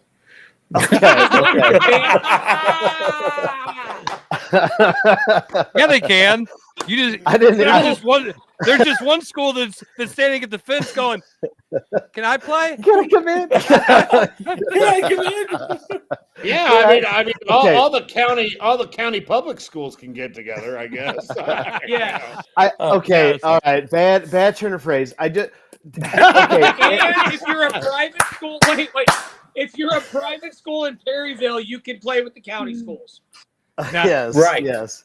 Zach. Right. Zach. It was special. Yes. Zach, you dug that one up. I dug that one. There's so many things I want to say, but I can't. Right. No, you can't. My point was that, but nobody's playing. Grandview's not playing Herky. Herky's not playing. Why? We play each other in the regular season. I don't know. That's why I'm trying to get you guys to talk about it. That's my whole point. That's what I'm telling you, Zach. I don't want to play them. I got to play them in the regular season. Why do I want to play them in the Jamboree? Because it's special when everybody can get together on one special. field. What is special about it, Zach? There are coaches up here in St. Louis that think that Jamborees are the biggest pain in the neck ever. There's schools that do not play in a Jamboree. This Met doesn't. Trying to think who else. SLU High does. Okay, you named one. Oh wait, whoa, Jim, you're comparing apples to oranges. No, I get apples to watermelons. But here's the thing. Oh, okay, yeah, let's really be realistic. You're mentioning schools that it don't matter. Yeah, the one Jamboree though that's going to be that everybody goes to every year. You got Hal, You got CBC, Ladue, and McClure North is in there, which I have no understanding why. But you've got those three teams that are perennial playoff team. Well, we know how and CBC are every year. And I just think that I don't like jamborees. When I coached back in Ohio, we were not. You didn't have any scrimmages. You didn't have jamborees. You had your two-a-days, and then you went into the season, and you were ready to go. Eddie? What do you think? I got the vibe. You want to say something? I don't know. The jamborees.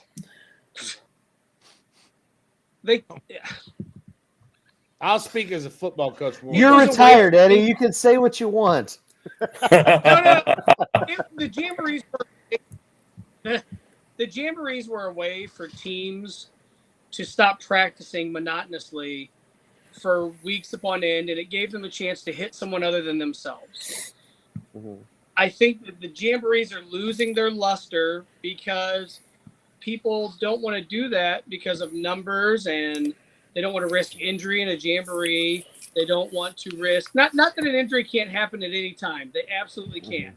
But at the end of the day, what is the real purpose of the jamboree? We all know who's going to play where for the most part. We all know what the pieces are going to look like. It's just get together. And Zach, nobody cares about your special feeling and what you. Thank you. They are playing each other because they are going to play each other during the regular season. Okay. I don't need a special feeling twice with Grandview. Don't need it. Okay. It's been said before, and like it or not, right or wrong, football is a different animal compared to all other sports. I can see jamboreeing in the basketball, baseball, all those worlds. Totally different concept.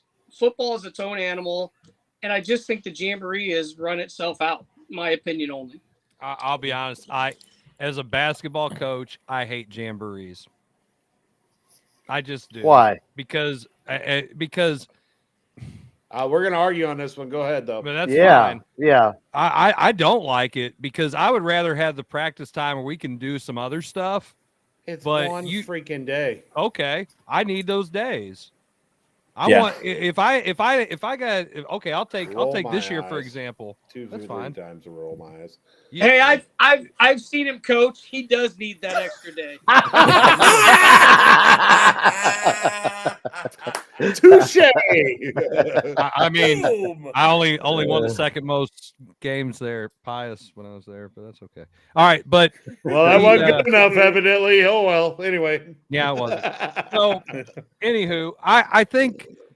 I mean, I'm not saying they're bad. I don't like them because then there's this.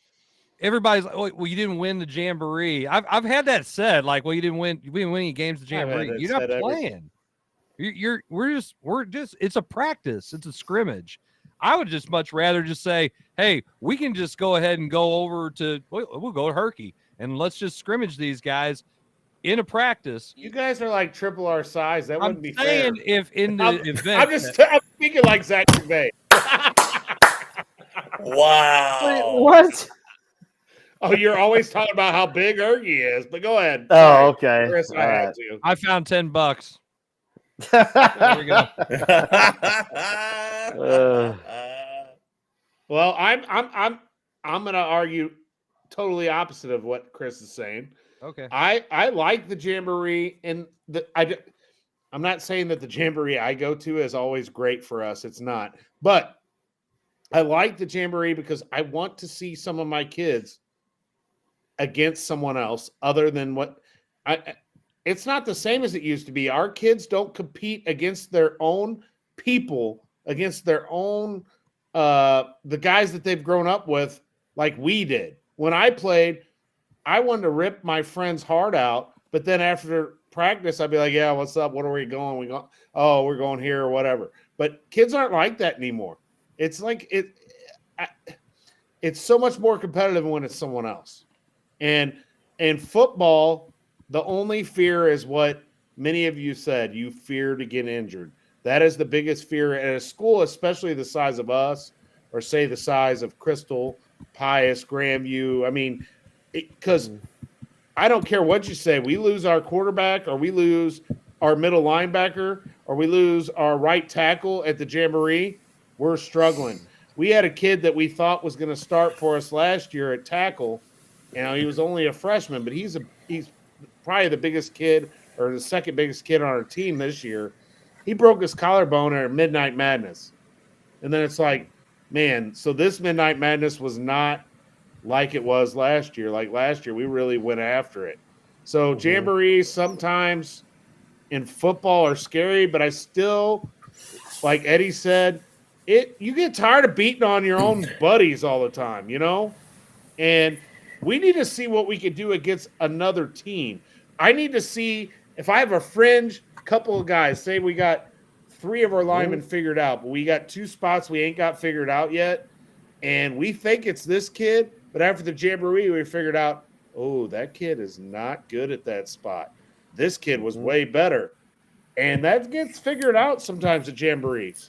I mean, you're battling for a spot. I tell our kids all the time, we're watching every practice, every drill, everything. And the Jamboree, I like it. I like the Jamboree. I don't want to play. I don't want to play county schools at it though. I don't want to play schools that are on my schedule. I play with Afton and Northwest in basketball. Neither one are on my schedule anymore, except Northwest is in our tournament. But see, if I'm in a Jamboree, I'm the same way, Jason. I didn't want to play anybody that I'm going to play. We went and played St. Genevieve. We went and played other people because I didn't want to. You know me. I don't like to share film before we play. I sure as hell don't want to show anything that's out there to the team we're gonna play. And I'm sorry, and there's a difference. If you are a program, I'm gonna give a perfect example. When I was at Crystal, we battle with Caruthersville all the time. When I was the D coordinator at Crystal, or the football team, right? And we had some epic battles, serious epic battles. Well, Dan Ridgway was the head coach at the time, and we would go up to Central Methodist's full contact camp. Well, we had a group one year. We had been coaching them for 4 straight years. They were all seniors. We had about, I think we had like 15. It was like DJ Sullivan, a bunch of studs, right? Well, we struggled against Caruthersville. We went to CMC camp, and we met up with Caruthersville, and we whipped their ass up and down that field. Jason said that word. Yes, I did. And so then when we played them in the regular season, our kids went down to Caruthersville and beat them at their place. And everyone in the state, everyone said we weren't going to do it. We went down there and we beat their ass, and it was because of what we did at that camp. It's just like a Jamboree. I don't want to play guys that I'm going to play. I don't want to play guys I'm going to play. My first year at Herky, I went to Leopold for my Jamboree. Oh my gosh! Yes. Why? The blue box of depression and sadness. Well, hey, here's a funny story about that trip. My bus driver, she has the directions. We ended up on a gravel road, and she had to turn around in somebody's driveway. We drove right past the school. I tried to tell her to turn. She wouldn't want to listen to me. So we kept going, and she had, I don't know how she turned that bus around. But we did, and we played at Leopold. I don't want to play teams. In the Jamboree, I don't want to play teams I got to play. So, like, our Jamboree this year is perfect for us. We'll never play any of those teams, so it's good. And it's going to be competitive. So if you need to figure out some spots and all that, you'll at least get some decent looks. There you go. And Ron brings up a good point. You didn't think about injuries back in the day. We never thought about that. No, I bet our coaches did though, but I never thought of it. Right. Well, and I mean that's the thing. You have to plan as a coach. Like if you know you're going to have an offense around one stud running back, you already know the answer to the questions. You limit that person's reps. You don't even let him. You don't even give him the chance of getting hurt. But like you said, Jason, if I've got a position battle at linebacker, and I've got this junior, I've got the sophomore, I've got the senior that's never played. I got to see how they respond when the lights come on, when it's Friday night lights before a game, like you said, to maybe answer those questions. Football's a different animal, like Eddie was talking about earlier. Yeah. Football's a different animal. You may get a kid that hasn't played football until his junior or senior year, and he can come out and this is not knocking football, but you can come out, and if you're a big, strong kid and never played ever, you can come out and make the team and maybe start at defensive line or at a position just because you're big and you're strong. Yeah. And I want to see. We got kids that have come out this year that, granted, we put in a brand new turf field. We got some excitement over there. So we got some kids. We got to see what's going to happen when the lights come on and they're against someone else. So jamborees, yes.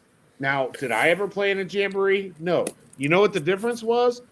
I had to compete my ass off every day at Festus, or the guy behind me was going to take my job. Yeah. A lot of schools don't have that anymore. They don't. What time does your jamboree start tomorrow, Jason? I don't know. Is it 6? Whenever Jason. I really don't know. He just knows he's got to drive. I just know the time I have to have my truck and the trailer loaded up and ready to go. Right. We're leaving at 3. Let's go. I think we're Let's ride. Let's go. I think we're supposed to play at like 6:30 or 6:45, but there's a jamboree before us. So it's like we used to go to Windsor, but Windsor, that's not a good jamboree for us. It's all big schools. You are a big school. And we're not. Compared to freaking Pius and Crystal, yes, we're a big school. But a large school conference. No, we shouldn't. We got 500 kids, if that. If that. Well, good luck tomorrow. Well, yeah, we'll need it. We got some things to work on. But I look at our schedule, and I think we have a pretty nice schedule for us. We got rid of some jerks from down the street, and we added some other people. It is what it is. Wow. Oh, man. Only one person can say anything. You guys left there too, so shut up. Whether it was willingly or not, you left. So, hey, I've worked in 7 districts. Chris has worked in 8. Oh, wow. In the spirit of here we go. Bias, I will just turn the other cheek with your comments. That's because you have the Lord and Jesus behind you. Oh, easy now, easy. Oh, wait, and Mother Mary. My bad. Oh. Here it goes. Jeez. Hold on, do we need one? The thoughts on this show? Yes, are not necessarily those. I'm not even going to say that. Such an annoying saying to say anyway. Chris, on the road with the Caravans returning next week, we think. Yeah, it better be. Are you going to show up? Does Eddie need to fill in? That's the only way it's not going to happen is if you don't show up. No, I'll Daddy still have will the be show. Yeah, I'll pick the games. I'll pick the games. This game should be really good. You know why? Because 2 teams are playing. And it just looks like a good game, and I'm just going to pick it. There you go. I like their mascots. Hey, are we gonna do the show next Thursday and watch the Mizzou game while we're doing the show? You said they're going to beat Murray State by 70, so I don't know. Whatever. The show is now in Jarvis's basement. Yes. That's good. Let's freaking go. I'm Let's fine with go. Fine with that. Yeah. Watch party at Jarvis's. There we go. Jughead 3, baby. I don't know. My wife might not like it, but that's all right. I'm always in the doghouse, so it don't matter. It happens. Yep. It happens. Well, we are going to wrap this show up. Eddie, thank you for joining us. Yeah, It's been thanks, a while. Eddie. It's always fun to have you come on here and make fun of people who watch our show and us. Or us. Okay. And us. Or us. That's fine. And anyway, appreciate everybody else tuning in for another episode of the Coach's Box. We will go Dodgers. We'll probably see you guys all Thursday. Cardinals, you suck. God, it's so bad. And hey, before we go, hold on.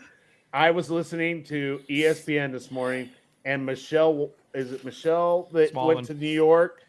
Michelle Smallman. Yes, you should have heard her. They were ripping her because of her hatred for the LA Rams. She said, "Are you kidding me? They left my city. They hurt people I love. I will never, ever be a fan of the Rams." I mean, she was on point today. Michelle Smallman is awesome for St. Louis. It sucks that she's in New York, but good for her. She took up for us in our city. I loved every minute of it today. I'm pretty sure that they were doing some kind of Michelle's bachelorette for NFL teams. For 30, she had 31 teams that she was picking. Yeah, the Rams never even had a chance. It was 31 teams, not the Rams. They were the first one. They were the first ones to see the door. And they gave her so much trouble for that. And I'm like, are you guys serious? Like, come on. Yeah. I mean, that's a pretty good. Those three do a pretty good job in the mornings. Hey, she's great, man. I'm a big fan. I'll tell you what. The other one, I'm so glad Good Morning Football's back because I really like those guys. They do a nice job, and you know what's that on, Jim? NFL Network. I don't get NFL Network. Who's on it? Let's see. You got Peter Schrager, Kyle Brandt, Jamie Ertl. Never seen it.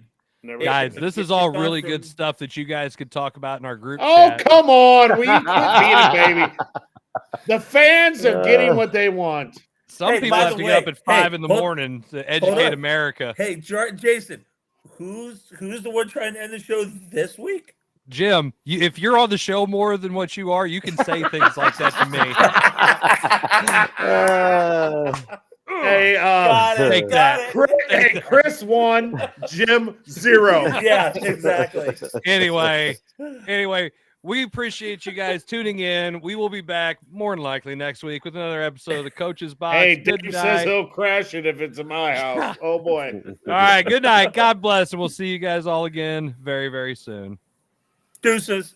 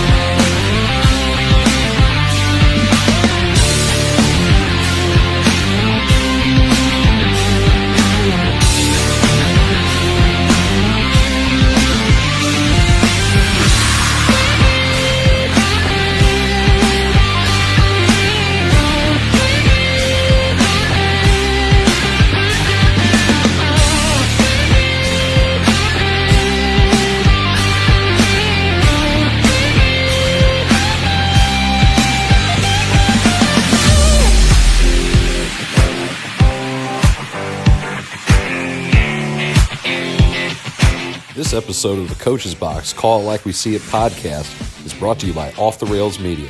Life's more fun when you're off the rails.